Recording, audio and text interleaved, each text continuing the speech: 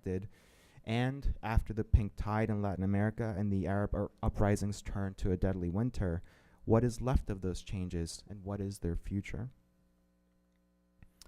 These questions are at the heart of these special issues of NACLA and MERIP, which are available now in print and online, and together organized around three thematic areas. One is Latin America, that you'll hear about over the next 2 days. One is Latin America and the Middle East.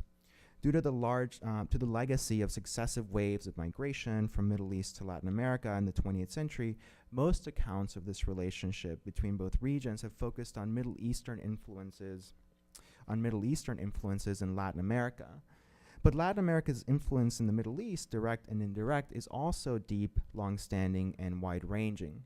So for instance, and you'll hear about these papers, writing in NACLA, Fernando Camacho Padilla draws on his long experience teaching courses on Latin America at Iranian universities to offer a rich account of how elite and popular perceptions of Latin America inform present-day views about the region. Houzan Mahmoud and Ismail Hamalaw, Kurdish writers and activists, reveal long-standing fascination with Latin American revolutionary leaders and especially literature among Iraqi Kurds in their quest for autonomy and independence from Baghdad. Lina Miari also traces the study of Latin American revolutionary tracts and of testimonial literature among Palestinian prisoners, an influence that finds new relevance today among new generations of Palestinian youth. Meanwhile, in MERIP, Iraqi novelist and literary critic Sinan Antoun, one of our co-conveners, also considers how Latin American writers of the boom generation generated intense followings among generations of youth and intellectuals who read deep resonances in the worlds and in their words and worlds. Comparative regionalism is our second organizing theme. It features contributions that focus on how democracy, neoliberalism, post-neoliberal development, political parties, and social movements manifest themselves in both regions. In MERIP, Hiba Abuakar and Rusbelinda Cardenas describe, based on their experiences co-teaching courses that compare ethnographic texts on Latin America and the Middle East, how violence appears in the mainstream as the primary tool to tie the two regions together to the detriment of comparative reflection. Kaveh Esani examines the impact of shifting oil politics in the social political histories of oil-producing countries in both regions through the late 20th and early 21st century. Kevin Harris uses the lens of inequality to examine differential contours and democratization and forms of integration into the global economy, finding similarities in the ways that violence, unequal relations within the global north, and conglomerate forms of capitalism have impacted both regions.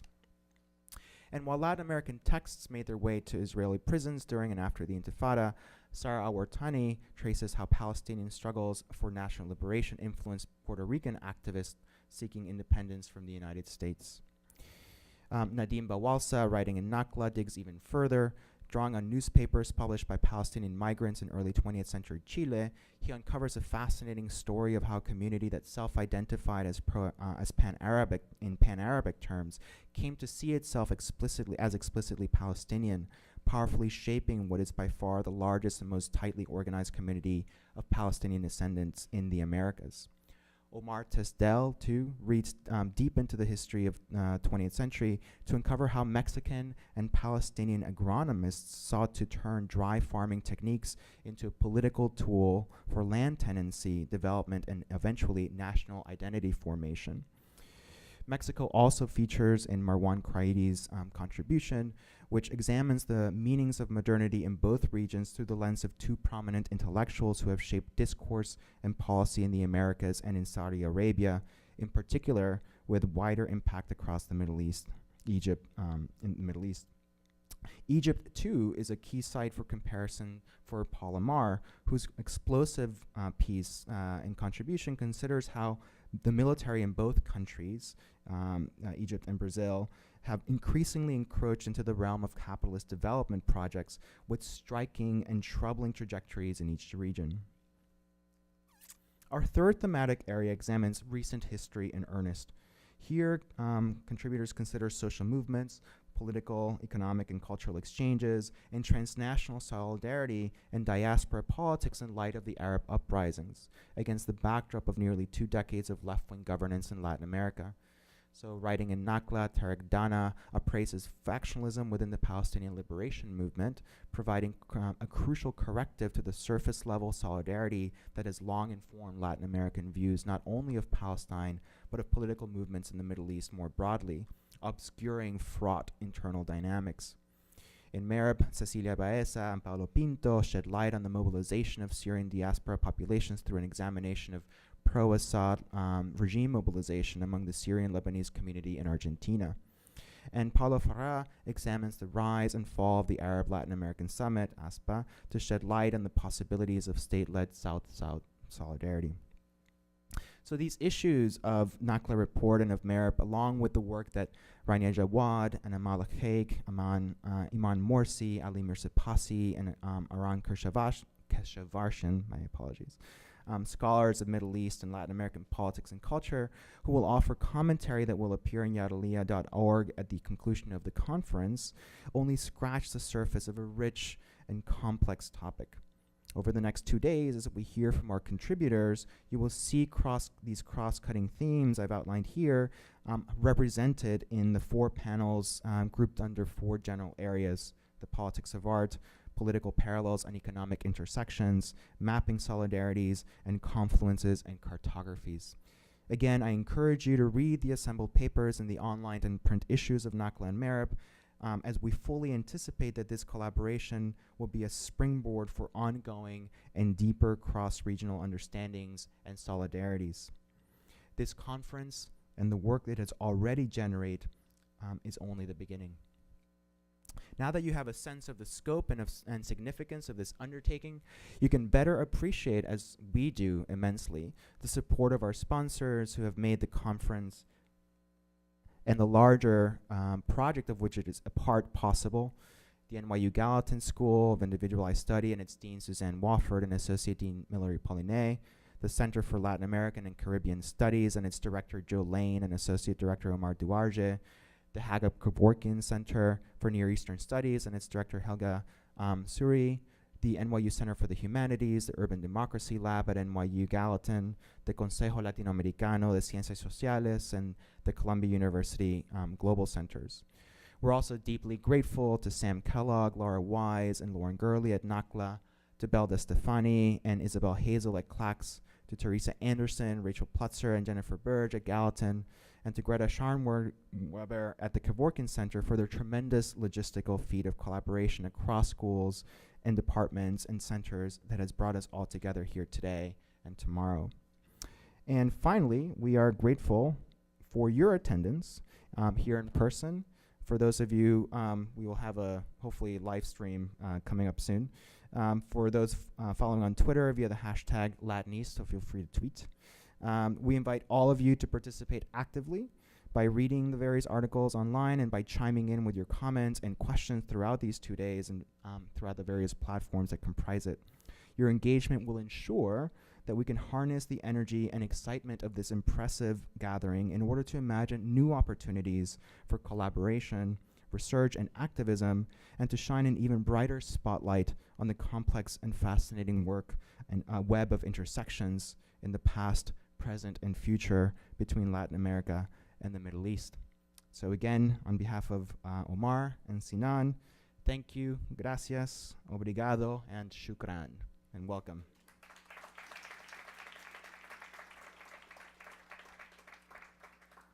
So we'll have the first panelist come up.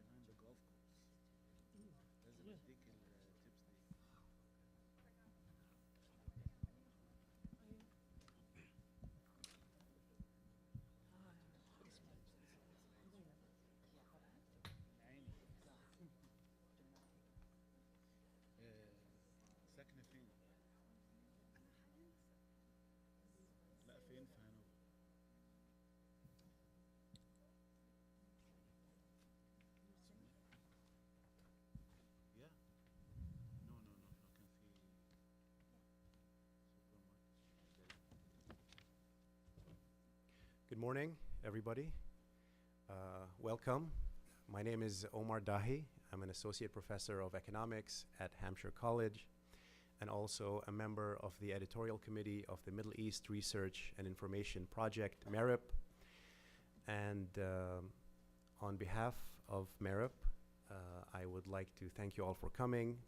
I'm very excited to be introducing our speakers, but before I do, I want to just take 60 seconds to thank you all for coming, to thank our speakers, and everyone who contributed with their essays and the discussants as well. This is a project that has been a long time in the making, at least a year and a half, since we've been talking about this and planning it, so we're very happy that it's come together. We're very proud of the work that has come so far, and we're really excited about the possibilities moving forward. So thank you all again. I also want to add my thanks to the sponsors who made this possible, and particularly thank Sinan and Alejandro as well for hosting us. So please give them all another round of applause.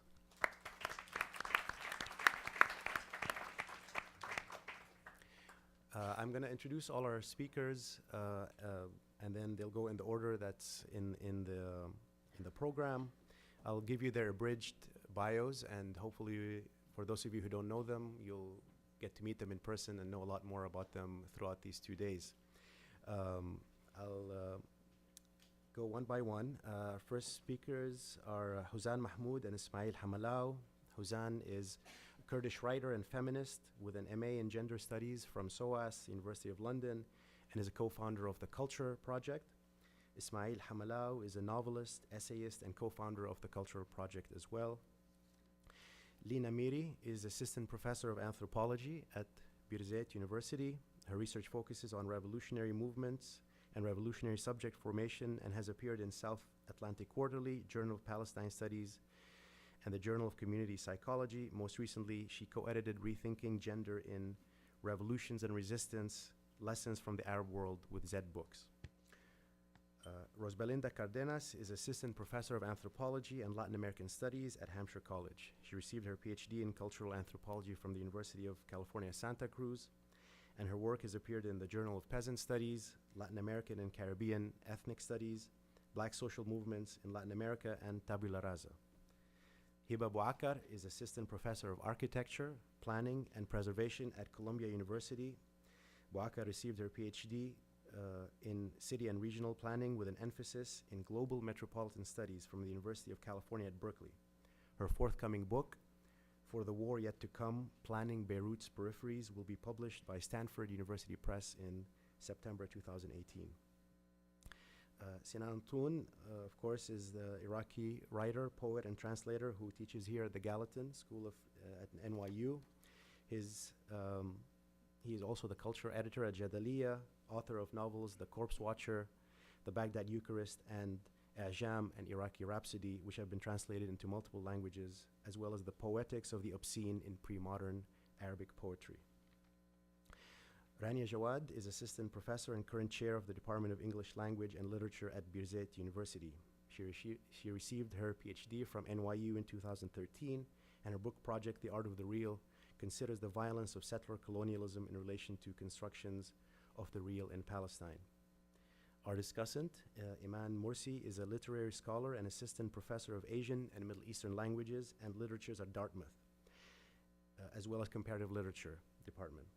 Her book manuscript, titled Let Them Eat Meat, Fidel Castro and Jamal Abdel Nasser's Dietary Utopias and Their Cultural Afterlives, should be out shortly. So thank you all, and thank you for our speakers.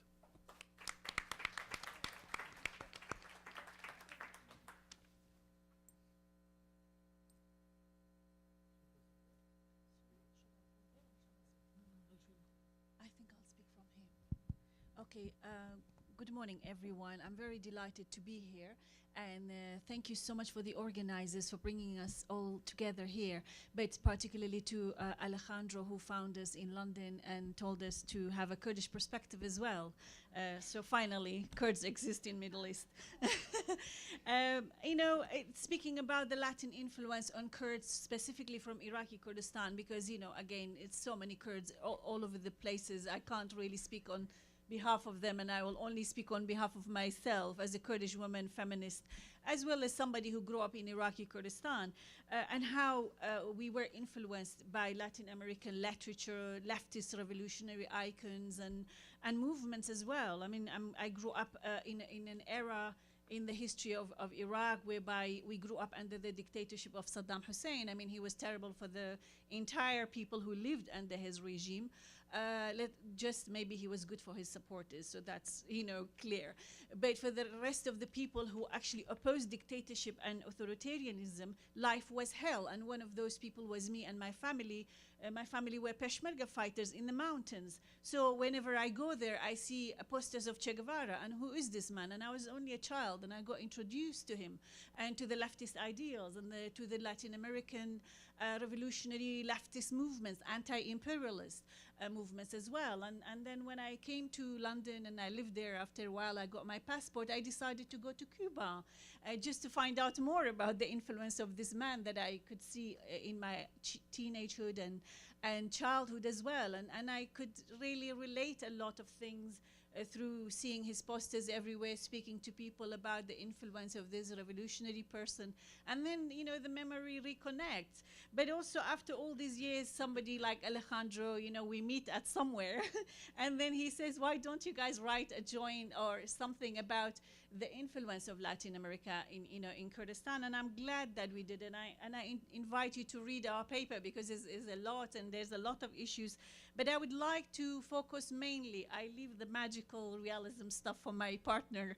You know, he's a novelist, the technicalities. But I would like to draw your attention to the similarities and to actually the connection between femicide, or the representation of female figure or protagonist in the Latin American literature, in somebody like Marquez and Roberto Bolaño and Isabel Allende and so many others, and also in Kurdish writers and poets, you know, writings, how the female figure is portrayed often as a victim of violence, on a killing, be it on a killing or femicide in the Latin American context, and lots of other forms of violence. But also there's these two main figures that you can always, you know, connect to. One is of an older woman, the kind of the symbol of wisdom, the symbol of purity, the symbol of somebody who keeps the family together, but also the symbol of a young, beautiful girl who's always,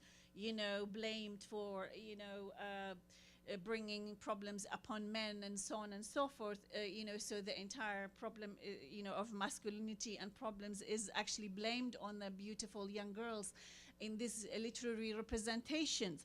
But also, you know, when you grow up in a society that has been, you know, driven into violence year after year, be it dictatorship, civil war, occupation, colonization, you know, you have violence internalized even within the confines of the homes as well. So this is what we can see in Latin American portrayal of women in the novels, or often in poetry, as a subject of love and passion and so on and so forth. One thing that really kind of interests me is also how there's so much representation of women in these literary works, but also often you see them as victims or as figures that so much expectation is placed on them. To basically, men are adventurers, they go out on business or they go out on political missions, they are you know, colonels and generals and you name it, but it's the women who keeps, you know, the family together, who basically clean the dirt, you know, afterward men are going out, you know, for adventures. And this is what you can see a lot as well in Kurdish literary productions. And I think, you know, there's a lot to be said about that, but as I said, I'll leave it for you to kind of go on it. But also the issue of femicide, you know, killing of women, as I said, under the name of so-called honor in our countries, and I think most of you know, Middle Eastern countries suffer from this epidemic, that women represent the symbol of honor or shame to be brought upon, you know, the honor of the family, and she is killed to basically clear that shame. And unfortunately, Kurdish society is not clear from that. It's also, you have female revolutionary fighters throughout Kurdish history, but you also have this internalized violence that women can actually be subjected to killings for simply falling in love or simply just having sex outside of marriage. So this is an epidemic, and it has been dealt with also in literature and poetry as well. And there's a lot of resistance to it, of course, in Kurdish diaspora as well as in Kurdistan in different parts as well. There are entire schools of thoughts about it now, and that women even getting armed, for example, in the Rojava revolution, to actually not only fight the ISIS, which is symbolizing the ultimate patriarchy and misogyny and toxic masculinity, but also to actually support and themselves and to fight against gender apartheid and against female subjugation in Rojava. In Iraqi Kurdistan, it's very similar. Women have been mobilizing against that. They have used poetry, they have used cultural productions, art, literature, documentary films to actually, fight against that. So I could see there's a lot of overlap. There's a lot to actually learn from and to connect to. And that's why, a lot of Latin American writers and artists and singers are so popular in Iraqi Kurdistan. You could see their posters, their names everywhere, and I don't think that you will find somebody who haven't read Marquez. I don't think you will see an artist, male or female, who is not impressed by the rebellion of Frida Kahlo. You might, you will see and hear that in discussions everywhere you go in Kurdistan.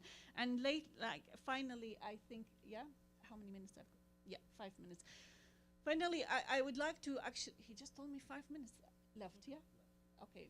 So, another issue I would like to bring here is the issue about magical realism, although I said I'll let Ismail, but I'll speak a little bit of it myself as well. Why it made so much sense to us, because growing up, everyday life was different than the day before. You have war, you have to, the exodus, for example, the Kurdish exodus in 1991, 3 million left the cities, and then we speak about it in the paper as well, as if the city never existed and everybody was on the valleys and mountains and on the roads, and you see people killed, women giving birth, people fighting over food. You see all these kind of things, and when you tell it to people here, they think, is it a magic or is it a reality? So that's why, for us, really, magic and reality is the two sides of the same coin, and they could be almost similar. Because, or for example, look in Rojava, within a day and a night, Erdogan suddenly decides to invade Afrin because he thinks they are a threat to his empire, and entire lives are turned upside down.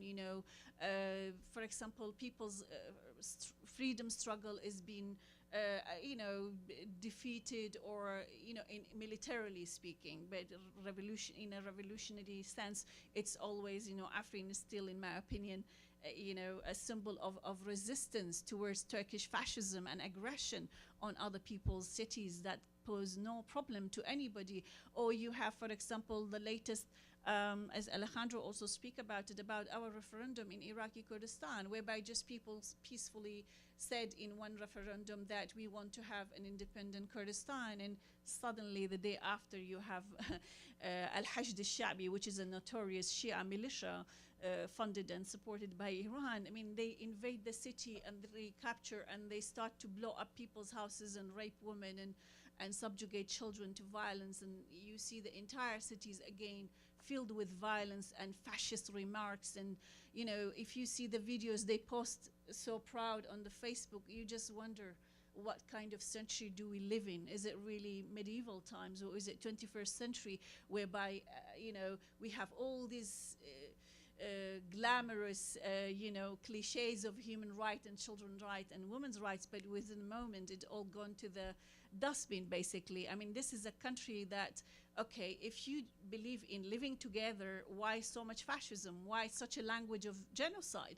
I mean, the language was used in the media, in the official media, was the language of genocide that we were subjected to under Saddam's regime. So this is why, for us, this kind of things is not magic, it's not imagination, it's not illusion. It's a real, actually, everyday happening. And this is what makes so much what is happening in the Latin American literature. For example, when you read Marquez, you think, oh, this might not exist. But actually, we have witnessed so much so much of this magical realism that it has almost become part of our lives. That's why when you read a novel from Latin American, for example, somebody like Roberto Bolaño, if you change the name and the characters to Kurdish names, it could be my city, for example. It could be any other place in Rojava on Kurdistan where you have, you know, one invader comes, the other one goes. You have all these enemies for no reason, just for the simple fact that you are Kurdish, okay? Then you are born as Kurdish, so, you know. So it's interesting how much being Kurdish carries in terms of genocide, in terms of threat, in terms of hatred, in terms of, you know, and you could see, like, even I hated Facebook because you could see so many people that ones you worked with, because I've always also supported progressive movements in Iraq, women's rights movement, working class movement in Iraq. I supported them all the time. I still do, and I have very good friends in the Iraqi scene. I mean, even if we separate, that doesn't mean we have to become enemies. But the language that was used even by people who were my friends yesterday, unfortunately, it was very racistic, and it was beyond that imagination that you can, that could really, you know, one can imagine from educated, intellectual elitists who speak with the language of human rights and sovereignty and freedom, but actually when it comes to your right, you know, zero, you don't exist. So, you know, we have an existence, but also we don't exist. So this is probably my magical realism. And I will end on that note just to say, you know, please read our paper, and I'm happy to respond to any questions. I have to stop now so that my partner Ismail can speak about other issues as well. Thank you so much for giving us the platform. Thank you. Oh.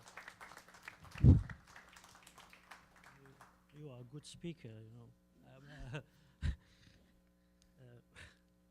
Okay, you know, I'm belonging to the writer, to the generation, the Kurdish generation, 80s generation. They call that 80s generation, and I think most of us, maybe the Kurdish writer more than the Iraqi writer. This term of the Iraqi writer, what's the Iraqi? There's no term of the Iraqi writer, because if you say the Iraqi writer in Iraq, this is Arabic language writer, okay? The Kurdish writer, they understand, for example, the figure of the General Jose Arcadio Buendia, his laziness, he's belonging to, he's going to his work place, and he make a small fish, and suddenly he want to change something, and he go to start a new war, okay?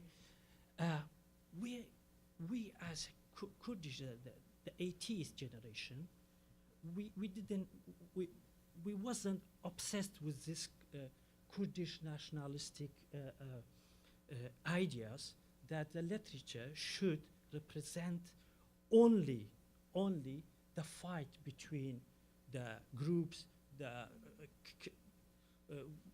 holder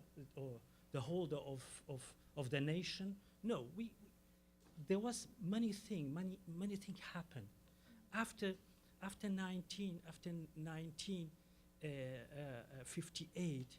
Iraq turned to the some kind of the disaster. There was, every time there was a general come in the power and change something, okay, and the Kurdish movement change their ideas, yeah, and character, you know, and how can the literature, and in 80s, how can the literature represent all this changing? It's not changing in about okay, I have 1 minute. Oh. Okay.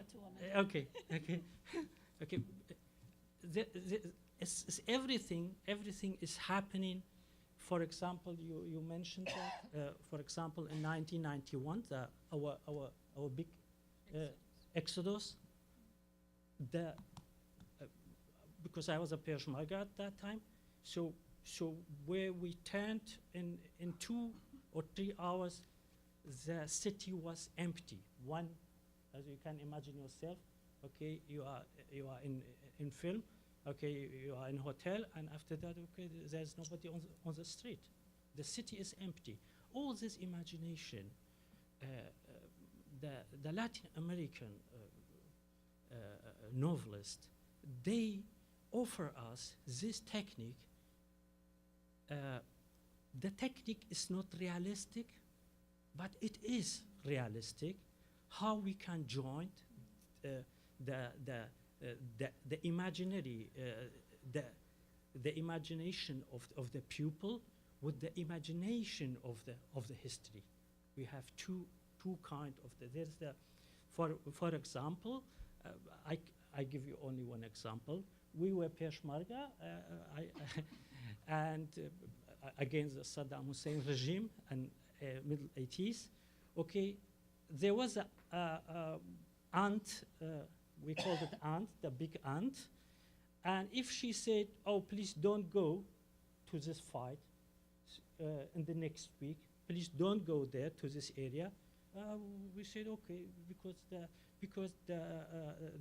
because our aunt had she had a vision, and this vision impacted our Peshmerga.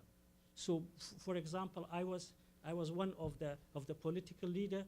I couldn't convince my Peshmerga, my fighter, this is not real, and they refused to come with us. Say no, because the aunt said it is something like that. This kind of the figure, we see that in for example, Amaranta in 100 of Solitude. We see the Orzola, and this similarity between the imagination and the reality is impact us and give us the technique to write. I shall stop now, because if you want to speak about that, we have another. Okay, thank you very much.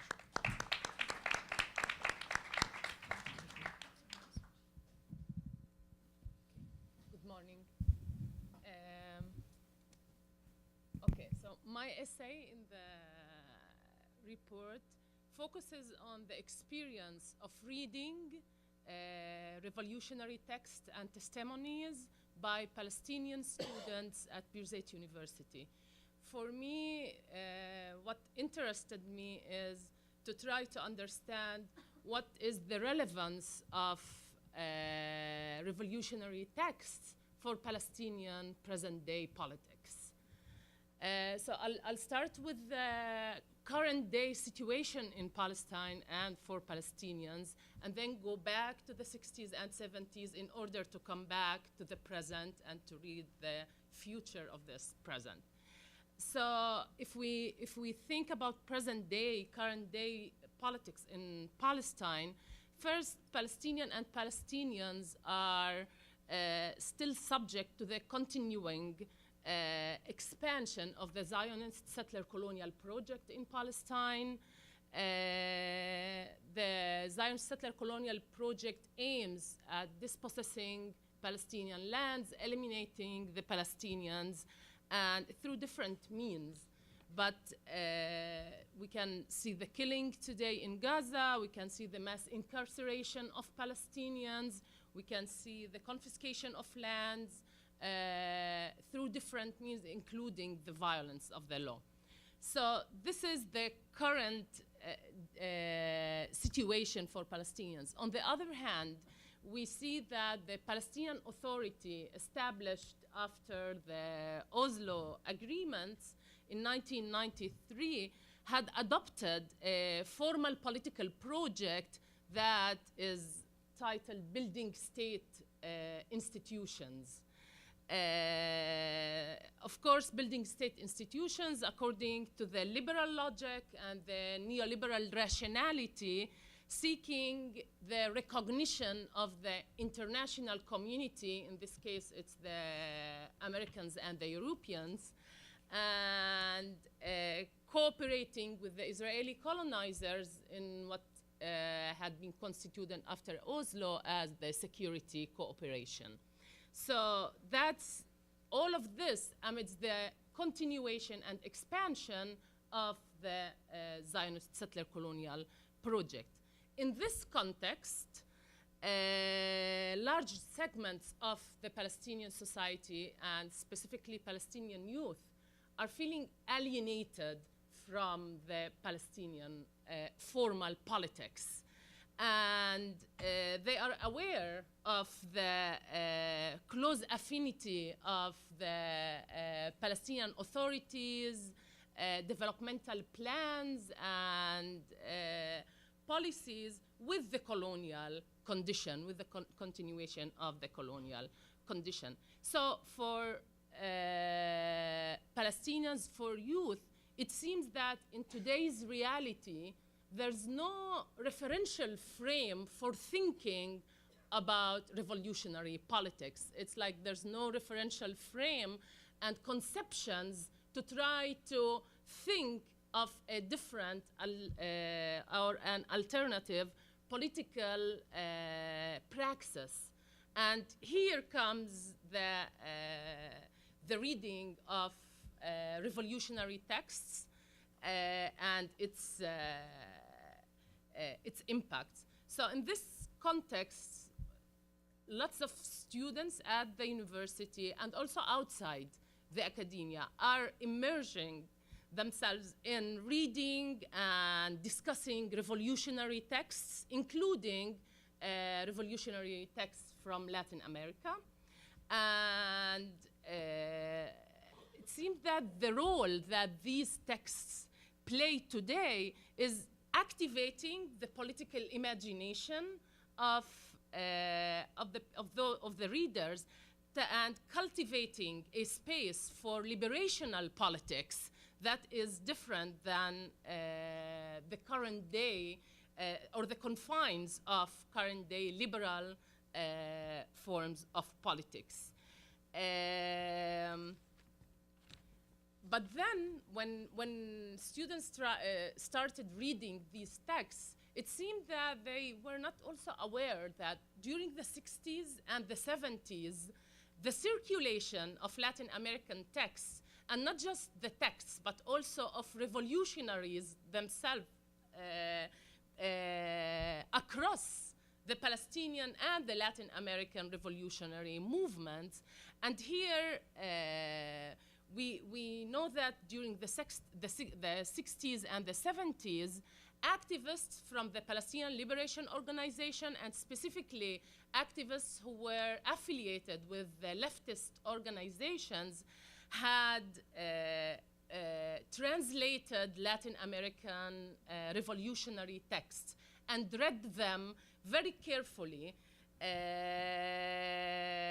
And also in prison walls, Latin American revolutionary texts were distributed, read, and discussed by Palestinian prisoners. Further, as I said, like the connections between Latin American revolutionary movements and the Palestinian revolution had also included the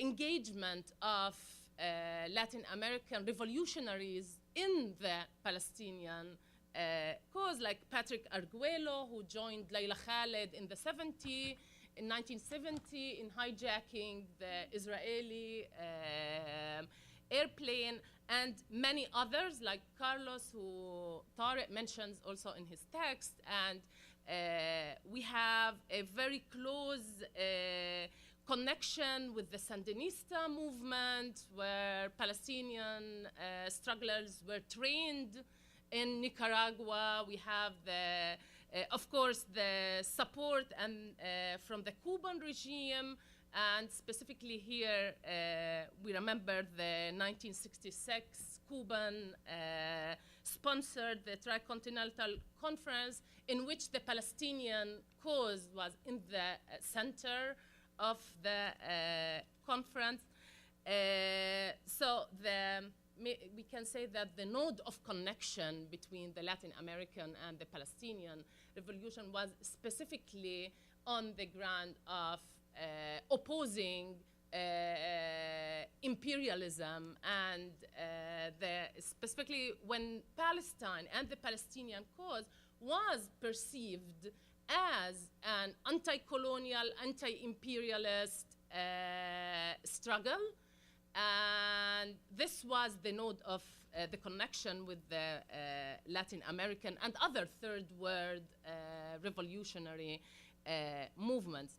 But specifically, like Palestinian translated during the 60s, 70s, and the 80s, Palestinians translated Latin American revolutionary texts and read them in order to draw connection, in order also to use and learn from the experiences of the revolutionary movements. For example, Palestinians, including Palestinians in prisons, had translated and read very deeply the experience of the Tupamaros in Uruguay.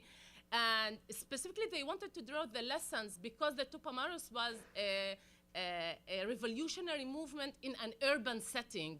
And they draw a lot of lessons from how to learn about secrecy, underground activities within urban settings, which was very important for the Palestinian experience. So activists, Palestinian activists and strugglers draw lessons from the experience of Latin American revolution, but at the same time they were very attentive to what tactics can be applicable in the Palestinian context and what tactics cannot be applicable. And of course, for prisoners, the main goal was to, the main goal was like first reading these texts aimed to take from these experiences, but also to draw inspiration in knowing that there are people all over the world who are struggling against injustice. And for Palestinian prisoners, this was very important for their own sumud and struggle. And at the end, if we come back to the present days, like with the hegemony of the realistic politics, the hegemony of liberal sensitivities, self-interest, and the whole current political situation, reading these revolutionary texts constitute a referential frame for an alternative way of politics, radical conceptions and subjectivities, and a revolutionary hope and conviction for Palestinians, and specifically for the Palestinian youth, that liberation is possible and that social justice is possible. So that's why the reading now of these texts had been an interesting experience for Palestinian students.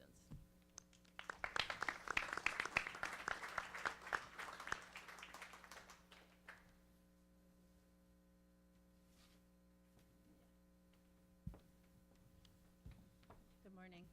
Can you hear me? Is this on? Okay. All right. So we're going to try to do a very quick abridged version to narrate a collaboration between Hiba and myself, teaching a course on contemporary politics in the Middle East and Latin America, which we taught in 2015 at Hampshire College. So although we cannot quite pinpoint where the idea began, what followed after we made the decision was basically an idea, a sense of excitement and emergent possibility.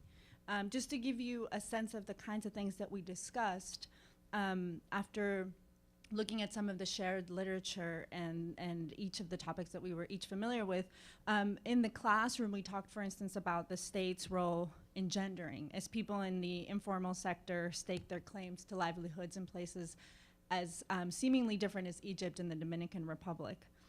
We thought through racially contested geographies in Brazil, side by side, resistance against the separation wall in Israel and Palestine. We reflected jointly on the oil modernities of Dubai and Venezuela and discussed the aftermaths of the pink tide in Latin America and of the Arab Spring in the Middle East. But as we started to pull out these very promising lines of connection in the classroom, actually before we entered the classroom, we had to confront the realization that many of them were framed in experiences of violence. And as I hear some of the panelists today, this is, it reinforces the sense that we had when we started drafting the syllabus. So suddenly the syllabus began to read like a list of nightmares, dystopias, right? Devastated landscapes, persistent forms of gendered subjugation, ever more exploitative labor regimes, voracious resource extraction, and seemingly endless cycles of war. So suddenly our excitement turned into somber reflection. And although we still had a sense of anticipation, we also came into the classroom with a sense of urgency. The classroom was a very interesting experience, and this is a little bit of what we want to share with you today, which is what we have brought out of the experience, not only of teaching, but then of reflecting on the teaching and what came out of it later. But in the classroom, the students had a rare opportunity to go into dialogues across disciplines and across regions, students that don't often work together. We brought some photos of some of the posters of their final presentations that included things like political graffiti and street art in Beirut and Bogota, drug wars in Mexico and Afghanistan, education among Palestinian and Colombian refugees, the tactics of Zapatista and Kurdish women's resistance movements, diasporic influences of popular music in both regions, among many other projects. So, however, in addition to what happened within the classroom, there was a generative effect after that. And the pedagogical experiment afforded us, too, a very unique space where we could have not only South-South conversations, but I think also a feminist intervention into pedagogy, beyond the Eurocentric gaze, about the places that we call home. So, while the focus on violence initially cast a shadow on our syllabus, in the end it allowed us to engage in a critical self-reflection about our own research and writing. And if violence is pervasive in our field sites, we figured, and in our homes, then violence is what we had to wrestle with. So this is where we want to speak from today, and we will very, very briefly reflect on some of the challenges that we face and that we came to an awareness of in talking to each other and in being in the classroom. And the difficulty about writing about violence that is intimate, on the difficulty of interrogating the separation between victims and victimizers, experts and subjects, in times of violence and times of peace. So this is what we very briefly want to share with you today. I won't go into a lot of detail, but what I write about in the article is the difficulty of publishing an article about internally displaced people in Bogota from the Pacific coast of Colombia. The only thing that I will briefly comment on here is that when I received the reviewers' comments, they were very contrasting. So on the one hand, I had one reviewer that loved the piece, and on the other hand, I had a reviewer that had a very strong reaction against it and was basically concerned about the ethics of writing about remaking lives after violence. In the conversations that I had with Hiba, both inside the classroom and after in coming up with this piece, I have collected just 2 lessons that I want to share with you today about the process of writing about violence. And those are the 2 things that I want to share with you today. The first one is that we must constantly define what we mean by violence. And this means constantly challenging dominant definitions which tend to recognize it when it's manifested mostly in spectacular encounters rather than its quotidian and structural forms, because these dominant definitions render victims invisible. In the Colombian case, for example, which is the one I write about, the state-sanctioned definition of violence identifies as victims only those who have experienced loss during the years demarcated by the Civil War and by a specific set of victimizers, like paramilitaries and guerrilleros. And this definition fails to show how the lives of many are enmeshed with and exacerbated by everyday forms of living in violence. And this is also something that I gathered from the opportunity of commenting on a set of writings of women on Arab women's interventions in writing and ethnography and producing knowledge. So this definition, for instance, fails to recognize Margarita, right? a woman, a black domestic worker from the rural Pacific who has lived in extreme poverty her entire life and recently lost a son to street violence in Bogota as a victim. This failure is due to the fact that the tools that we have to identify and name violence disregard structural forces such as poverty, patriarchy, and racism in their deadly intersections with war. The second lesson, which I will share with you in 1 minute, is that we urgently need representations that explore multiple uses of and responses to violence.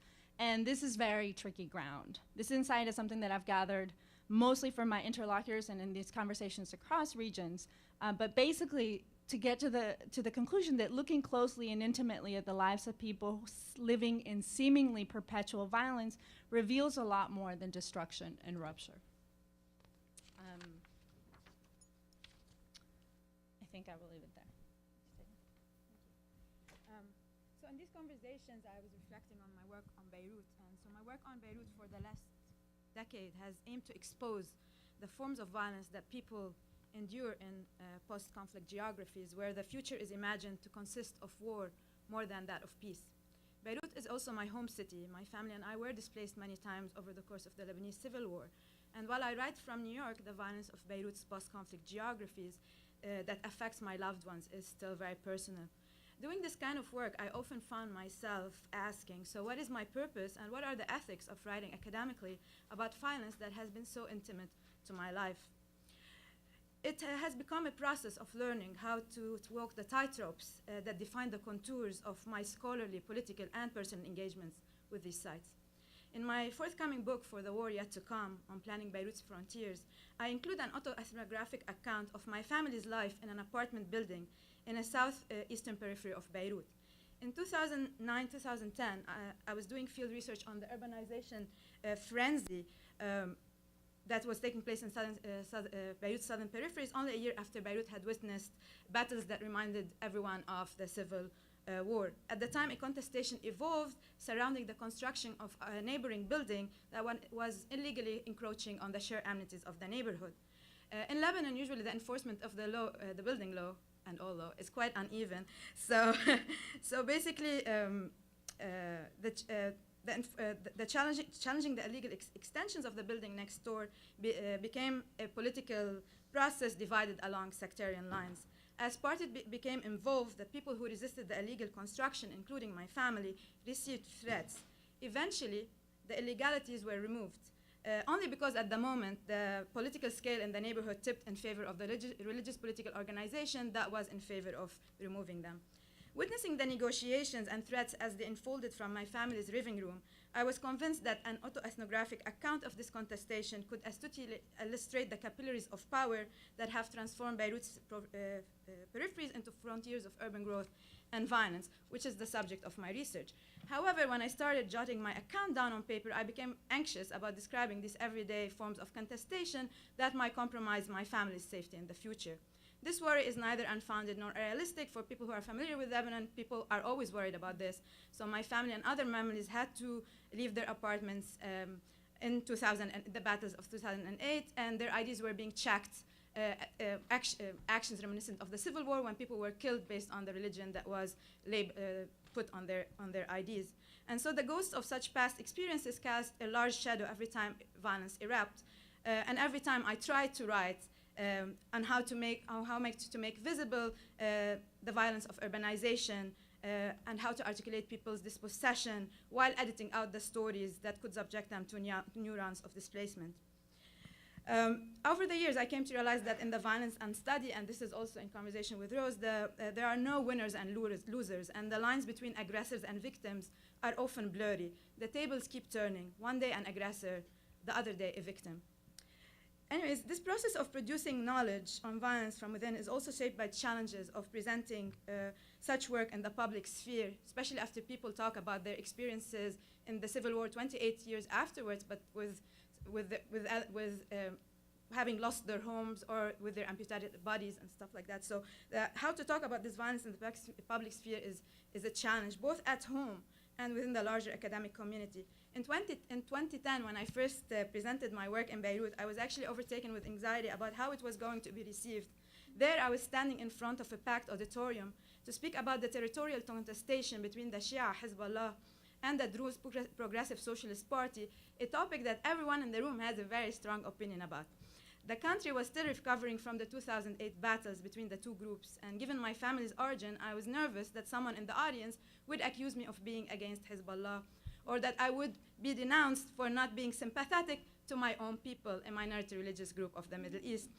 So speaking in a world, and also speaking in a world shaped by dominant narratives of the war on terror, I'd had similar worries presenting my work for an academic audience, where many in the audience know Hezbollah by its Western reductionist label as terrorist organization. However, actually writing from within Beirut and being truthful to my interlocutors involved discussing Hezbollah as just another Lebanese actor representative of a large section of the Lebanese population.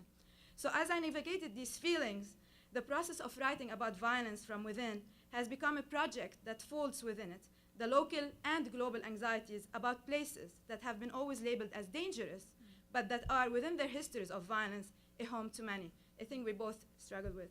Anyway, so in that process of writing, we have sought to invert the scholarly gaze from the North by speaking back to it, questioning its assumptions and eliminating its limits. We have tried to make visible the intellectual and emotional labor that it takes to write about violence from within, and to remain truthful to the sites and people while addressing audiences often far removed from these settings. It's important to reiterate that this South intellectual engagement actually started as a pedagogical exercise. The classroom provided us with an opportunity to carve out a space to interrogate the knowledge produced about Latin America from the prism of the Middle East and vice versa. This method proved productive for imagining different futures in a moment where the horizon of progressive politics seems to be foreclosing around the globe. Such pedagogical approaches are central to decentering hegemonic knowledge production and generating different approaches to understanding the world. Like the rest of the presenters here today, we strongly believe that these kinds of experiences should be encouraged and become more common, not only for epistemological reasons, but to better respond to the political urgency of our historical moment. Thank you.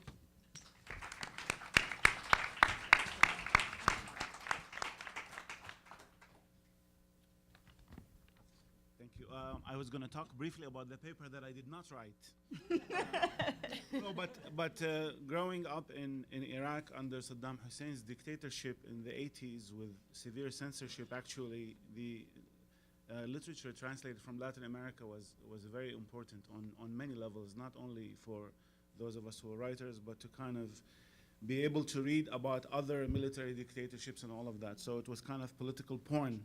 So I wanted to write a paper about the huge influence of Latin American literature on myself as a writer, but I'll leave that. My paper today is about a poem written by an Iraqi poet who's my current book and work in progress, a very important pioneering poet, Sargon Bolos, who was born in Iraq in 1944 and left in 1967 to Beirut, lived there for 2 years, but then came to California, and he's an important pioneering poet, but he's under-researched and also misread in that the great majority of reading, for a variety of reasons, I cannot go into, strip him or completely depoliticize him. And in his last posthumous collection, there is a poem dedicated to the Peruvian poet Cesar Vallejo. So the paper is just about that poem, but through the poem and reading the poem, I speculate on why Vallejo becomes such an important figure for Bolos later in his career. It's because, in a way, also Bolos's trajectory is very unique in that many, or the great majority of the major poets in the Arab world start out in a way as members of powerful political parties, and many of them started out as engaged or very politicized poets, but in the 80s or later ended up kind of on more liberal grounds. Bolos is the exact opposite, because he starts out being very influenced by the Shia movement in Beirut and kind of taking a stance against any type of organized politics, and he's very enamored with America, with America's culture, and influenced by the Beat generation. He translates them into Arabic. But as I say in the paper, it seems that in the 80s particularly, but also specifically after the 91 Gulf War, he has a major disenchantment with the idea of America and becomes a more political poet, for lack of other words. So I'll just read briefly parts about the poem and about the parallels between the two poets. And the subtitle of the paper is On Poetic Affinity and Solidarity.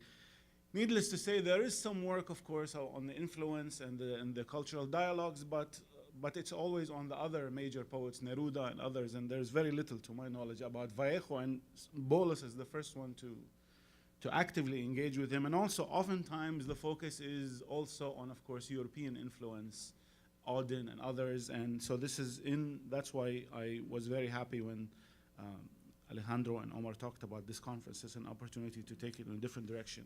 So there are parallels in the lives of the two poets. Both lived most of their lives in exile and died far away from their homelands. Vallejo left Peru to Paris in 1923 and died there in 1938, 6 years before Bolos was born in Iraq. Bolos left early on in '67 and lived the rest of his life in exile too, mostly in San Francisco, and died in Berlin in 2007. Both lived in cosmopolitan cultural centers, but remained largely at the margins. Neither of the two made peace with his exile, and they both maintained a sense of linguistic and cultural dislocation and continue to write in their native language. Their engagement with and attitude towards organized politics, however, was quite different. Vallejo's politics were outspoken and radical. In the 1920s, he embraced communism, visited the USSR 3 times. He wrote articles and chronicles about his visits, expressing his admiration of the Soviet experiment. He joined the Spanish Communist Party in 1931. The Spanish Civil War had a profound effect on his politics and his late poetry. Like the Chilean poet Pablo Neruda, he was a member of the French section of the Committee for the Defense of the Republic and a delegate of the Second International Association of Writers in Defense of Culture in Valencia, summer of '37.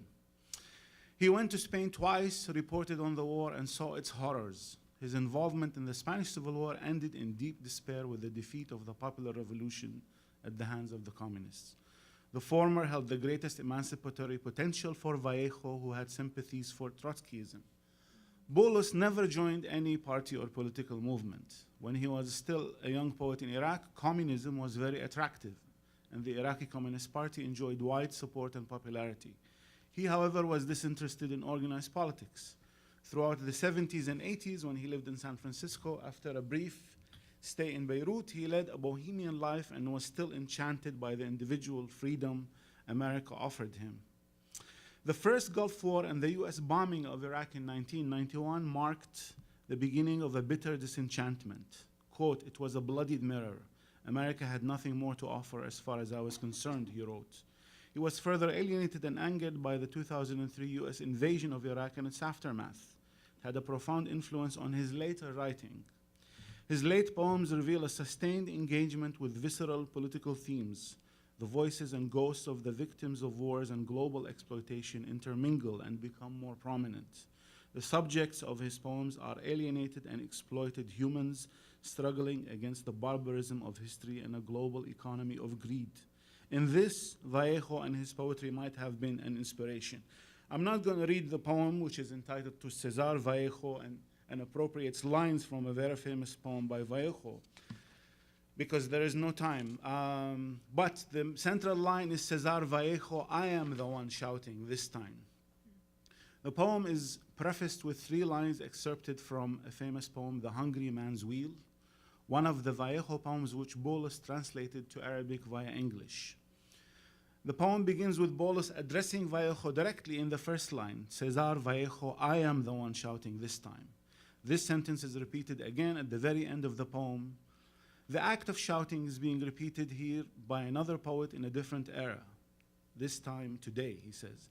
Has Bolos too arrived at the same existential and political coordinates from which Vallejo raised his voice? The next 2 lines tell the reader more about what sort of shouting and to what end. Quote, allow me to open my mouth and protest, the blood rising in the thermometer, pushing back Mercury's banner.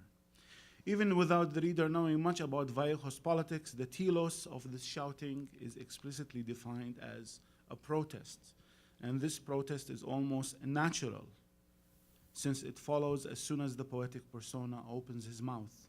The poem itself is the extension of the shout.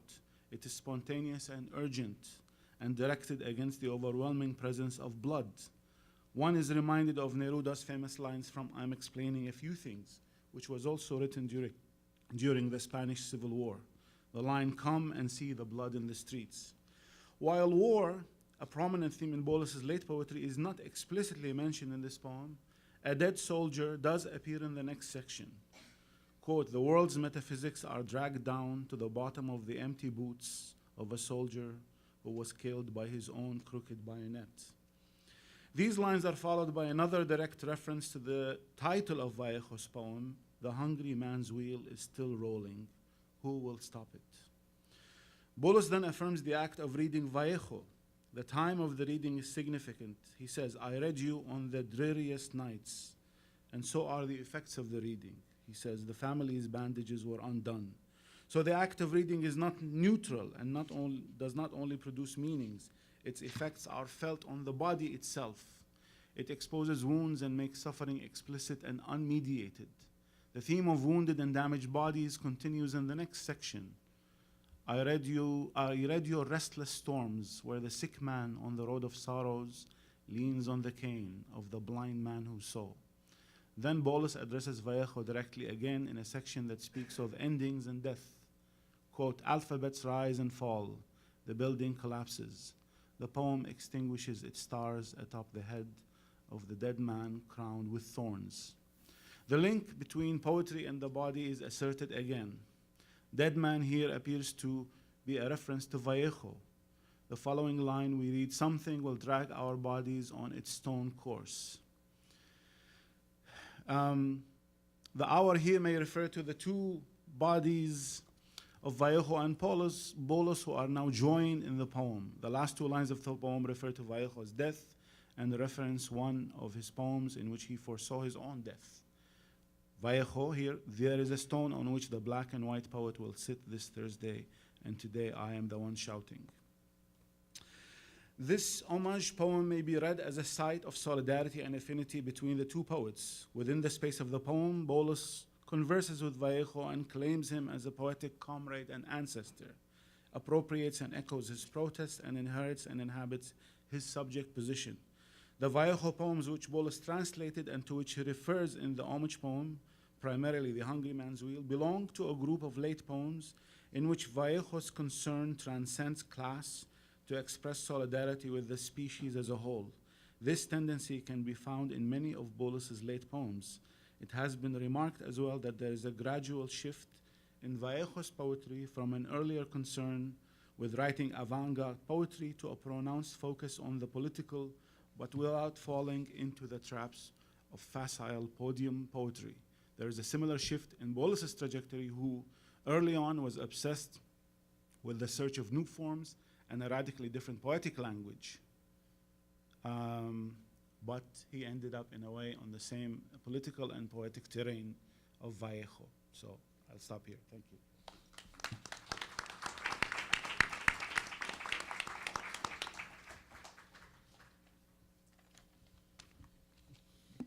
Thank you. As Sinan said, I will actually speak about a paper that I did not yet write. And I'll just offer some sketches to contribute to the conversation. As our panel has looked at encounters of reading and writing, the circulation of revolutionary figures and of texts, I want to address also the travel of methods or techniques, particularly a practice called theater of the oppressed that was originally devised in Latin America by the Brazilian theater practitioner and theorist Augusto Boal in the early 70s, with aims of revolutionary change that became used systematically by a number of Palestinian theater artists about 20 years following.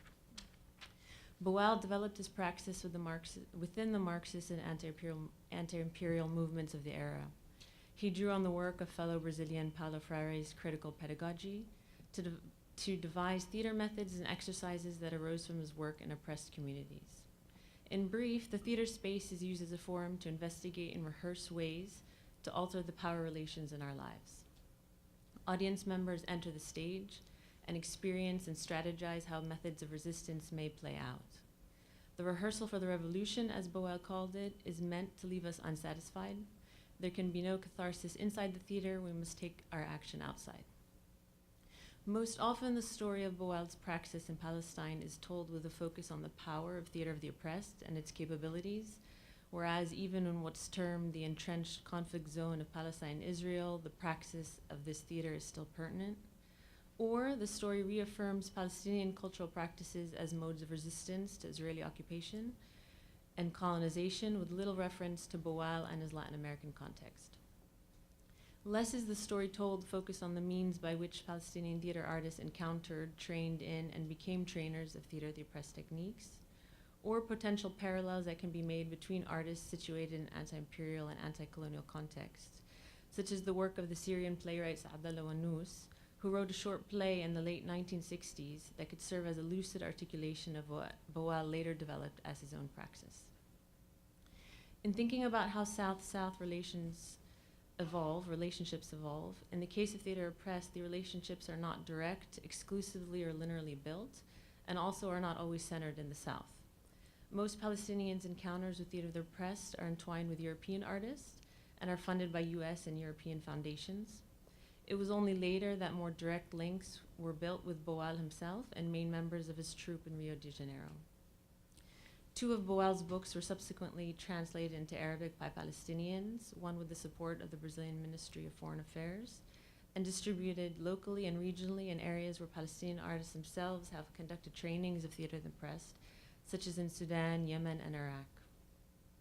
In the settler colonial context of Palestine in the post-Oslo era, Boal's techniques are used by Palestinian theater artists, by Israeli groups, and also at times by groups of Palestinians and Israelis that are brought together either by North American or by Israeli artists. The South and North are not discrete entities bounded themselves, which is very clear in our settler colonial context. And so to think about a leftist cultural practice developed in South America being used in Palestine is also to think about the multiple trajectories and routes of travel, which condition in ways how the methods are being practiced, who the individuals are that travel, what are the texts that are being translated, and who is investing in such work. As Boal acknowledged, theater of the press is not a revolutionary practice in itself, although it could be. The first systematic theater of the press work being done by Palestinian artists in the West Bank was funded by US aid, and external evaluations have been conducted by funding agencies to trace what they call the effectiveness of theater of the press methods in Palestinian society. Palestinian artists are aware of the power relations of institutionalization and funding as they perform their work in such a system. A pertinent example is a 2011 theater production that was based on a theater of the press model called Forum Theater. The play, which was funded by the Rosa Luxemburg Foundation, in turn addressed the ways that local infrastructure, basic services, as well as cultural production in Palestine have become dependent on foreign funding and the attendant need of proposal writing. So they rehearsed this idea within the theater itself and tried to strategize methods to address it. A few months ago in Palestine, I spoke with Barbara Santos, who worked with Boal's troupe in Rio for a number of years and has been coming to Palestine since 2003 to train and work with Palestinian artists, largely to counter the dependency that she was seeing about Palestinians connecting to Boal's work through Europeans. She explained back home that theater of the press was continually developing and devising new methods of working. At its core, she said, is an element of never being satisfied. There's the need to constantly reevaluate and adjust methods. She noted that in Europe and elsewhere, she found groups practicing the same method over the years. One could say being loyal to Boal's method, but not necessarily his praxis. In contrast, according to Santos, Boal and his troupe had the liberty to depart and rethink the techniques with the aims of interrogating and transgressing the dynamics of power relations. Boal's call early on when devising theater of the press was to decolonize the theater, in part from the roles that we play that have become mechanized, the borders that we live by that have been defined by forces to subjugate us. We can still take heed of Boal's call, and as Lena said, with texts on liberation, to inspire strategies to not be satisfied with the power of performance. Thank you.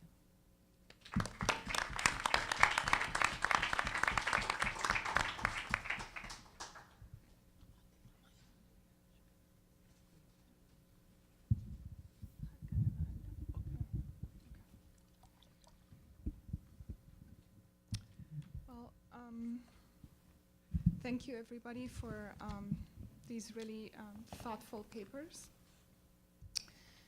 I have a lot of questions, but I also believe that I should open it up to the audience. So I'll focus on the questions that have more to do with the Latin East framework. I was thinking, well, in Ismail, Houzan, and Lina's papers, you guys trace transnational solidarity frameworks. And I guess this also applies to all the other papers. There was a question that kept popping up. What makes Latin America unique? Because there were many moments in many of your papers where you pointed to the fact that other contexts other than Latin America were involved in this transnational solidarity framework. Or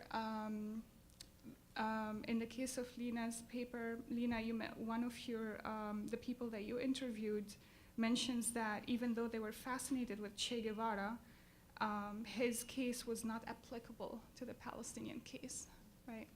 So, what makes it different from Vietnam or Congo or any other location, South Africa? With Hiba and Ruz Belinda's paper, I really loved the South-South conversation and the collaborative generative outcome there.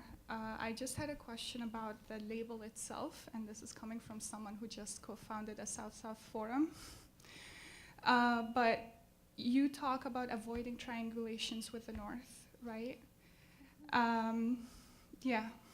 And that was mentioned, and the irony of doing a South-South forum, for instance, in my case, in the North. But there's another issue with that label. It's a label that, in many ways, the more I think about it, the more I feel like it reiterates a relational identity, one where there is a dominant, economically and militarily dominant North, and then there's a South vis-a-vis that, and at some point, you guys also point to that in your paper, you talk about this essay inverts the scholarly gaze from the North by speaking back to it. But isn't the point of a South-South to engage in a very different set of questions versus speaking back to the North, which in some ways was a project of dismantling of that power relations happened through post-colonial studies, right? And has been happening for a while. And then, Sinan, I guess the question I have is one of this, you're pointing out to a genealogy that I've also kind of tried to work with, a different kind of genealogy, one where artists and poets from the Middle East think of other influences and point to other influences. And I don't have an answer for this, but I'm wondering about what is the significance of creating such a genealogy, especially with Latin America, right? And then the other issue is the problems that come with the mediation through translation, which also bring up the issue of the North, because a lot of Latin American texts that are consumed in the Middle East are consumed through English and French, not through Spanish. I'll stop there. I have a ton of questions, but I'll stop there. Oh, and Rania, I guess I should say that I really loved the critique and several of the points that you raised with theater of the oppressed. Okay, I'll stop there.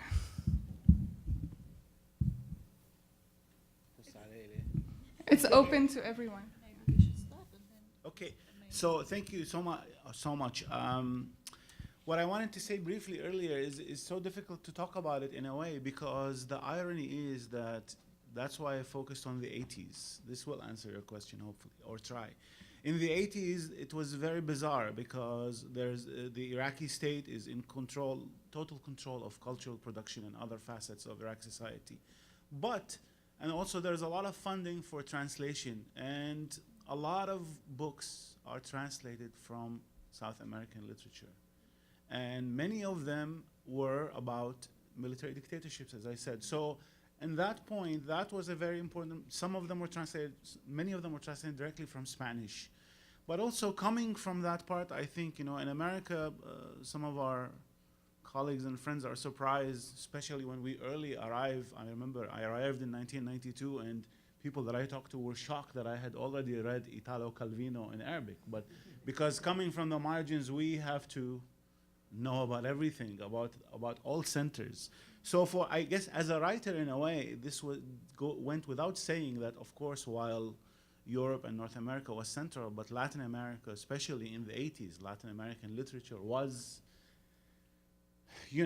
a very important stop. Actually now, and this is an aside, but now it's become a problem because so many novelists are still emulating Marquez and others.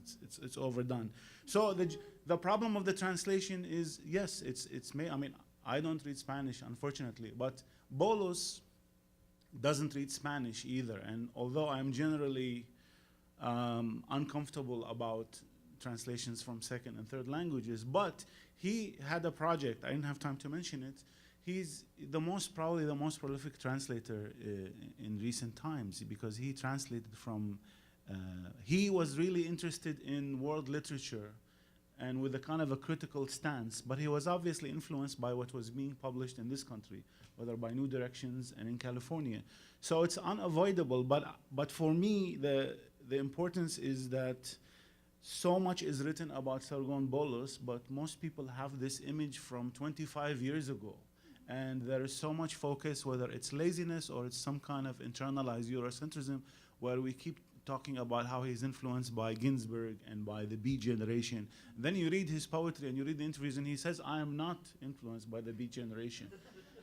And for me, it's the politics, and especially in the last 15 years, I think and he tries to go out, it's not only Vallejo, so it's significant that in the last poetry collection, he dedicates a poem to Tu Fu, the Chinese poet.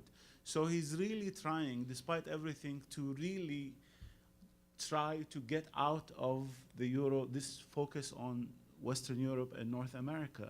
But I think there is another dimension that I want to explore, that I think for Bolos also, Vallejo was a very interesting figure in terms of working with being partly indigenous, and in a way, Bolos himself was half Assyrian and half Chaldean, and this is another way that he is misread. He is labeled as the Assyrian poet, even though, he doesn't believe in Assyrian nationalism. He is anti-nationalist. So I think he is fascinated by Vallejo, because Vallejo also, coming from South America and living in Paris at the time, just as Bolos was living in San Francisco at the height of San Francisco poetry, that I think he admired the way Vallejo maintained a certain critical distance from Paris itself, and also a healthier relationship to what it means to be of an indigenous background, and how to write about the complicated history of one's country from an anti-colonial perspective.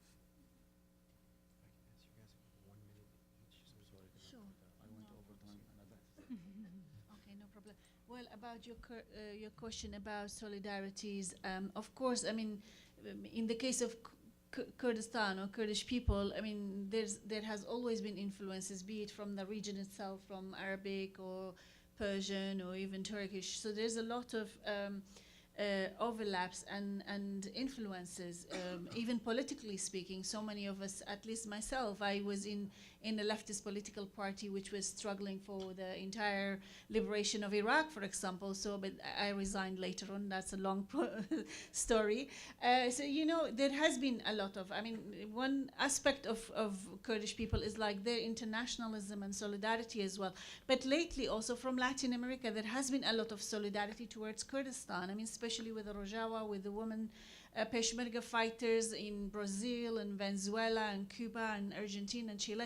There has been a lot of solidarity projects and supports and demonstrations. For Afrin, you could see, a lot of pictures was published on the Facebook and the Kurdish media about the solidarity demonstrations and seminars, and lots of, there's a lot of interaction now, politically speaking, really, between Kurdistan and Latin America. And lately, now they have translated a lot of texts from Kurdish women, and for example, Abdullah Öcalan, that inspired the Rojava revolution. They also find similarities between the Kurdish struggle in the Middle East, as well as what is going on in Latin America. So these are also new developments, I must add. But also we don't close doors. We are some of us speak 3 languages at least: Kurdish, Arabic, and Farsi and Turkish, just because of the assimilation as well. We have many writers who already write in Arabic or Farsi or Turkish because they never had the chance to learn Kurdish. My generation had the chance. I learned Kurdish to read and write, but the generation before me, they didn't have that chance. So they had, like Salim Barakat, I'm sure you know him, he's Kurdish from Syria. He's a great novelist and poet. He writes in Arabic. You have Yashar Kamal. He writes entirely in Turkish, and he is Kurdish because he was never allowed to learn Kurdish. So there is really, I mean, we are spread and melted and assimilated, but yet we survive. And then, there is a lot to do for the greater humanity than just really nationalistic and so on. I mean, my defense of Kurdish independence or Kurdish struggle is really to avoid genocides and killings and hatred between. I've never wanted to see hatred between Arabs or Kurds or Turks or Persians. It's useless. We live in one region. We share a lot of history, and culturally we are very similar rather than different. But unfortunately, these are things that we need to work on more and create more solidarities regionally as well as internationally. Thank you. Okay. I think Mr. Sinan mentioned many of, we share our experience as Iraqis. But why Marquis touched our generation, the 80th generation, the Kurdish novelist, I think the most important point is that it's touched the heart of the Kurdish collective memory. And this collective memory is including the mythos, including the telling, including the habit that we have. The important thing that I think that we are especially touch us as a novelist to the influence of Marquis, of Julio Cortázar, Mario Vargas Llosa, and Borges. Why? Because they offered us something, this technique of the storytelling historically. This technique couldn't give us a full of the storytelling. It is a technique that you can tell something about the reality, but there is the imaginary reality, and this imaginary reality is related to the historical reality. How? One point. For example, in 5 minutes, you can imagine less than 5 minutes, in 3 minutes, that 5,000 persons in Halabja died, disappeared. It's like what Marquis said. It was about 200 or 300 workers. They vanished. Okay, they disappeared. Or 250,000 civilian people. Now they are vanished in the Arabian Sahara. Yeah, it's a mass graves, and we don't know where they are. This kind of the history. This kind of the happening is the beyond the imagination, and I think this technique of the Marquis, especially Marquis, offered us how we can join between this two, the reality and the imagination. Thank you. Well, in brief, just 2 comments. The first one, Iman, it's not a uniqueness. I think it's just because that's the focus of this essay. And as I tried to mention. By the way, I forgot to mention that the title is kind of false advertising because you mentioned more than Che Guevara. So, yeah. Right. I mean, I'm saying it as tongue in cheek. I'm not. Yeah. So. But you mentioned a lot more influences from Latin America than Che Guevara in this article, right? Yeah, but my other comments would be on Che Guevara and this title. But yeah, like Palestinians read Frantz Fanon. They translated Frantz Fanon. He was read in prison walls by Palestinians. Like Africa was also there. Vietnam and all of these like revolutionary spaces and centers were translated. Maybe the enchantment with the Cuban Revolution, because it succeeded, and that's the main issue, is that a revolutionary movement can succeed and can build a new. That's why, like, that's one of why it became an inspiration, and then the Sandinista. So it's the success of these.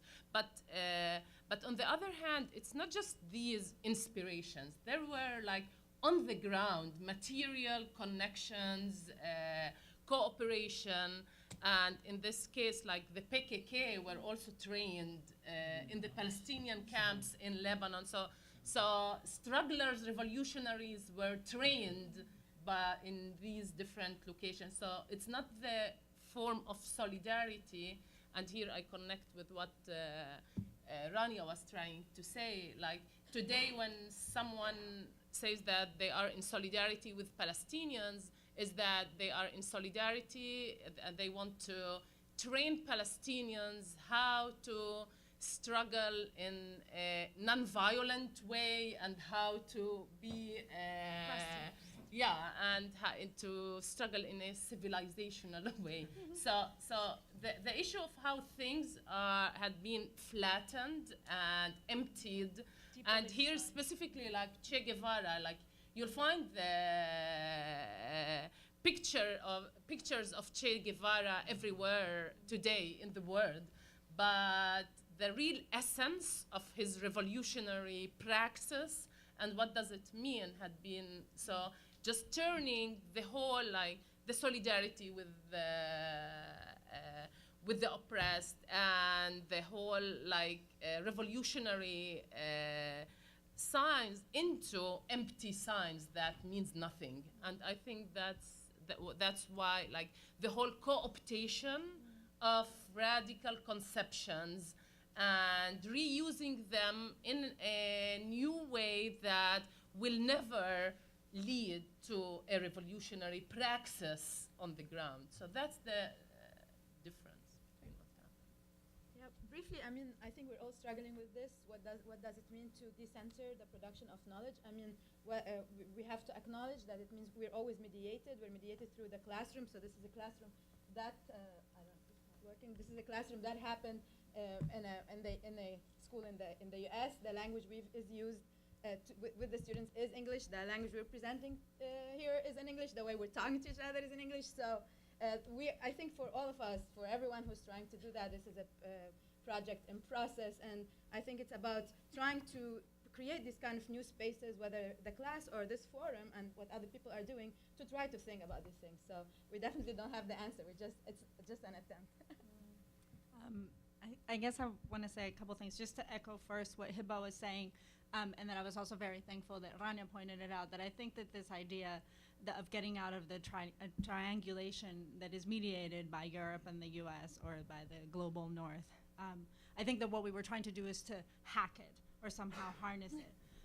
And one of the things that is interesting to me that I wanted to point out is that this is the second opportunity, an incredible opportunity that I have to be in a forum like this, and that it's interesting to me that, for instance, in this panel, I'm actually the only Latin American here today, and that a lot of the influence that we seem to be tracing is unidirectional. To me, this is a wake-up call. This is a wake-up call to ask questions about the extent of the blindness of the enduring coloniality that we have in Latin America, and the ability to see and to understand ourselves and our identity, which I think is always relational.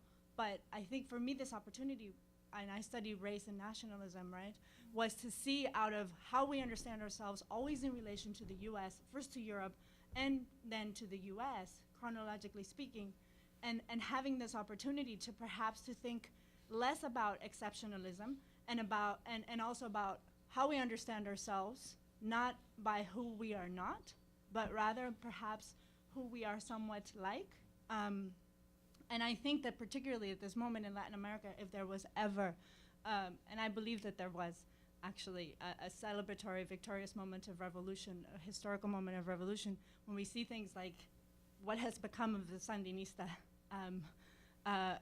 of the Sandinista revolution, And just last week, the last moment of the Castro in Cuba, that we desperately need to look elsewhere to renew our own revolutionary histories.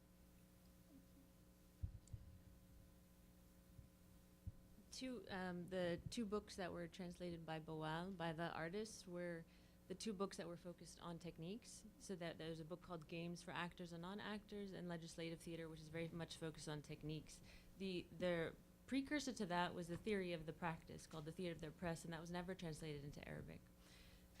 So part of what I also wanted to say is that my tracing here is about the artists who are using Theater of the Press.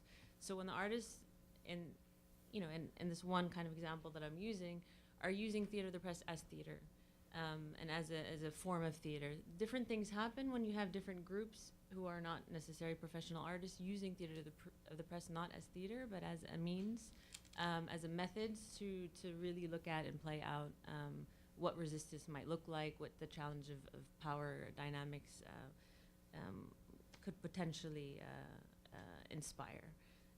So that was just another element that I wanted to put into there. I was also part of a forum that brought together South-South, and we also met in the North. And it brought scholars from Africa, from the Arab world, and from South America and Latin America. And we met in a kind of prestigious university in the US. And there was a very strong struggle in terms of how to move forward and what we could potentially do. We had beautiful conversations about relating our work to one another, but beyond that, it became very difficult. And so I think it'll be something when we think about tomorrow in terms of how to really build something much longer and advanced, and that's why I very much appreciate the vision of this conference. One of the ideas that came out was to publish our work together, to use it as teaching materials. But that's also a struggle in terms of, are we publishing in English? Are we publishing, who's doing the translation, the resources? So I'm looking forward to see what kind of conversations come out of this. So we can open it up to the audience for questions. We can go for about 10 more minutes in this panel today. So please, any questions to any of the panel members?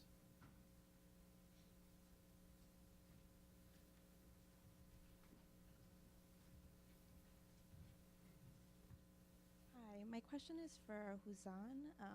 When you were talking about femicides and the connections between them in Latin America and in the Middle East, it made me think a lot about the femicides in Ciudad Juarez, or the women going to work in the maquilladoras, and it also in Argentina. And I wanted to ask you a little bit about movements in the Middle East, such as the movements in Latin America, the Ni Una Menos movement. I wanted to see if you can think of any movements that are similar throughout Middle Eastern countries. Okay, well, because Middle East is also different countries and societies and languages and cultures and so on, and I think there's also strong women's movements, strictly speaking, but also academics who have been really outspoken throughout generations. One of those writers who really inspired a lot of us was Nawal al-Saadawi, for example. I mean, that was the only probably it was written in Arabic. I read her when I was 16, for example, or 17, and it influenced me. So for us, there are a lot of figures like that, and now academics, based in UK and America and Middle East itself. So people do share these experiences, but also there are within each countries, there are women's organizations and movements. But one thing I would like to draw your attention is the nature of NGOization of the women's question and the women's movement and the neoliberalization. This is a big problem, and this is a big question. I have written extensively about it in Kurdish, at least for the Kurdish women in Kurdistan, that to be aware of it, and that not to be co-opted within so-called funding and projects, UN and USAID and this and DFID, and they make them busy the whole year without any particular result or actual project that has anything to do with battered women.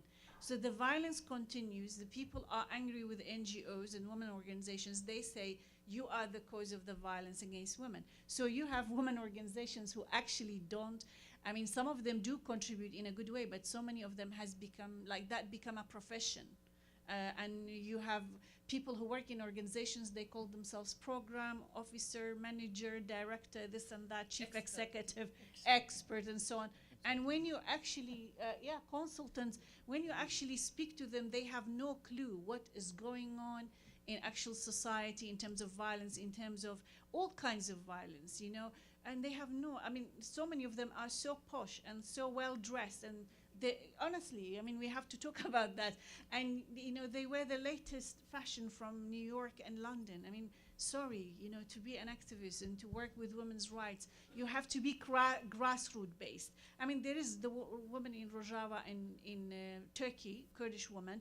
There, the situation is different. They basically don't take funds from Western governments. They basically organize cooperatives.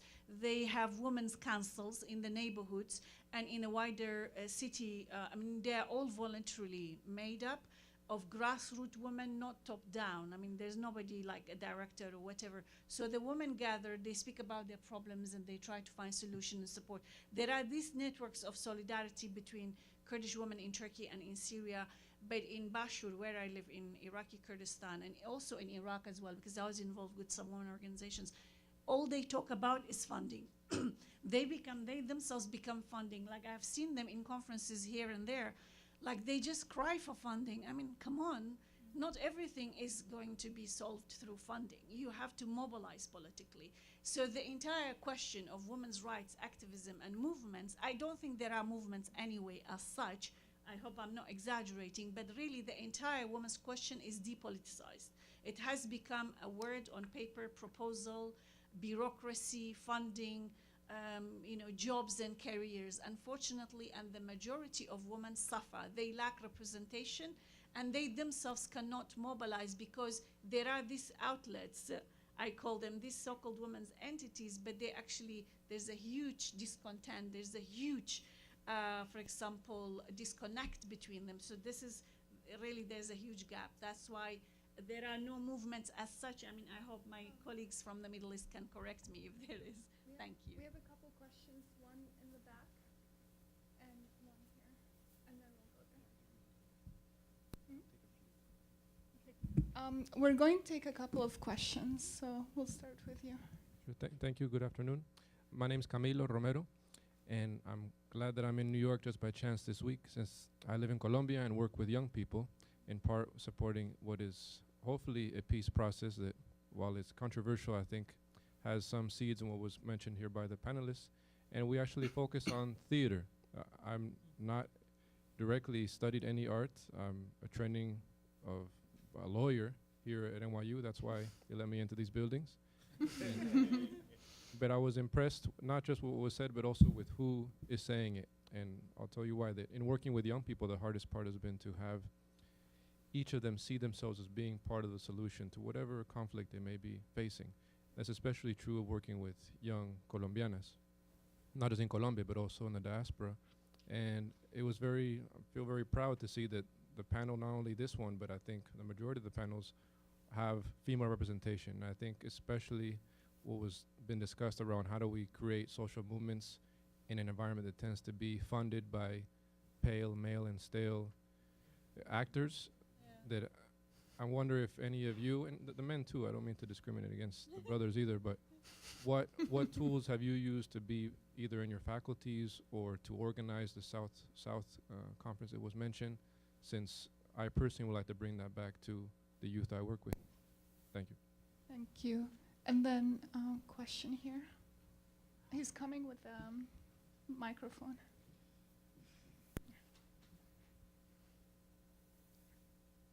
My question is about the location of academia in discussing activism and social movements. In the introduction, it was saying we're bringing together academics and activists to have these discussions.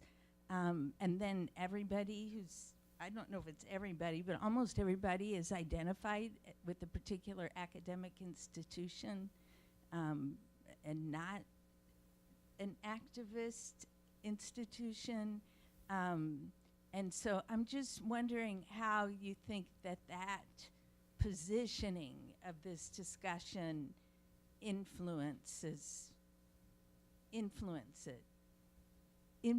it substantively and in terms of its impact. Okay, thank you. And then there was that question there. Hello, thank you guys so much.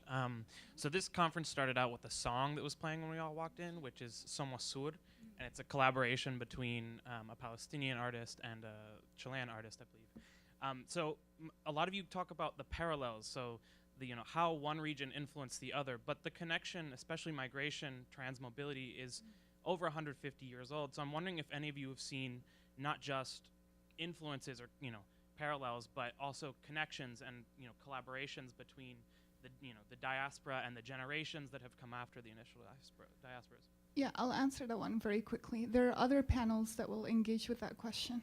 There to come. And then we have a question here and then a question there, and then we'll open it up for answers. Hi, my name is Claudia Norman. I produce a festival called Celebrate Mexico Now here in New York City. And the question is, you've been talking about influences and reading what you are reading and what are the kind of like the Bible as an influence for movements there. My question is, what are you reading today from contemporary writers that influence you right now? And then last question before we start answering. Thanks. My name is Fernando Camacho. I'm coming from Madrid. I don't know if it's a question. It's mostly an experience I had in the Middle East. I would like to share. Maybe you could add something to this idea.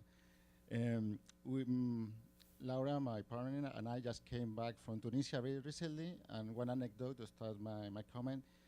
When people ask where we're coming from, when I said Spain, they all mention soccer players. Messi, Iniesta, Real Madrid, Barcelona Football Club. But when we answer Colombia, first they say Fidel Castro, Che Guevara, no, not from Colombia. Oh, Hugo Chavez, not from Colombia. And then, okay, we don't know anything from Colombia. It's interesting to make this connection because the reference from Spain are very different from the reference from Latin America. But still, when I've been traveling around Middle East, I've been visiting a lot of countries. I think I only saw one Che Guevara poster, and it was in Jerusalem. But I saw a lot of posters from Real Madrid, Barcelona Football Club, everywhere. And they could name all the players from all the different soccer teams. And even there is a very good film from Kurdistan. It's called El Clásico, and it's about the Kurdish men who travel to Madrid to see this soccer game. So I think sports, and especially soccer, is more important today for this connection between the Spanish-speaking world and Middle East. But also I would like to add, because we've been talking so much about this political connection from the left groups, but also we cannot forget that some of the dictators from the Middle East has very important connection with some of the dictators and even presidents from the different Latin American countries. Saddam Hussein used a lot of Chilean bombs to bomb Kurdistan and to bomb Iran. And also Argentina saw a lot of bombs to Saddam Hussein. And the majority of the Middle East community living in Latin America, not the refugees coming in the recent years, they participate in politics, and most of them they belong to right-wing parties. And they are full of contradictions. When I met refugees who live, for example, in Chile today, and they say, I don't get along with the Palestinians here because we have totally different views of politics. So I think this connection is more complex than we can maybe discuss in a panel like here. And also in connection to this activism from the 70s, because it's a subject which interests me a lot, is the main difficulty to find documents because they operate in different underground, under clandestinity. So the only interesting information I could actually find out was the testimonies of the different actors. And I recommend you to read Ernesto Cardenal Memories, because he explains a lot about the Sandinistas and the Palestinian connection. Okay, Fernando, I'm going to interrupt you, sorry, because we need to finish in a little bit. If we can go quickly and briefly through some of the responses, that would be nice. Okay. it's only about about Saddam Hussein and Castro. Yeah, I mentioned the cigar. It's only the small story. I observed, so I was young, the first visit of Fidel Castro. Yeah, before that, Ahmad Hassan Bakr or Saddam Hussein, they didn't want to visit the hospitals, to go in the public, or to be shown in TV. But after that, after the visit of Fidel Castro, he appeared on the jeep, and he appeared with his cigar. And after that, we saw another Saddam Hussein. Yeah, Saddam Hussein were everywhere, and Saddam Hussein were with his cigar. So every time when I see cigars, okay, I remember Castro and his visit, and how he brought this kind of the tradition to appear in public and to show yourself that you are the hero of the nation, the hero of the socialism. Yeah, that's.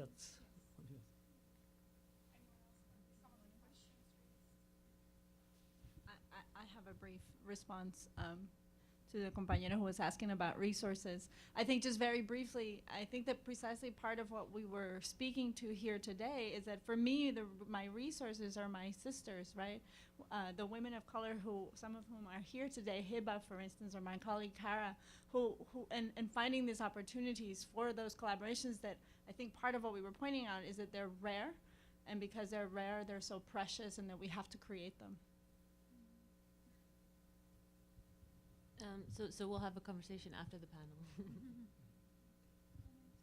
Maybe, yeah, on the question of the universities, academics, and activists, at least when I talk about the very context of Palestine, Birzeit University, and other Palestinian universities, maybe this binary is not so, because like it's the students at Birzeit who are being arrested by the colonizer, and even from the university campuses. So maybe these binaries are not so present in this case, and which makes what we're producing as academics more important, because it can be connected with struggle. Well, thank you, everyone. And on that note, we'll break for lunch. But the panelists are around. There's long break. Yeah, thank you, everyone. Thank you, Iman, so much. And I'd just like to, thank you. I'd just like to emphasize, thank you for the audience for the really wonderful questions. But I have to say that you guys asked questions that are going to lead into the next panels, because most of the panels will really deal with a lot of these questions. So please stick around for the rest of the day and also for tomorrow. Thank you all. Likewise, you know, there is this organization started by Yanar. I'm sure you know, but you know Yanar Muhammad, she's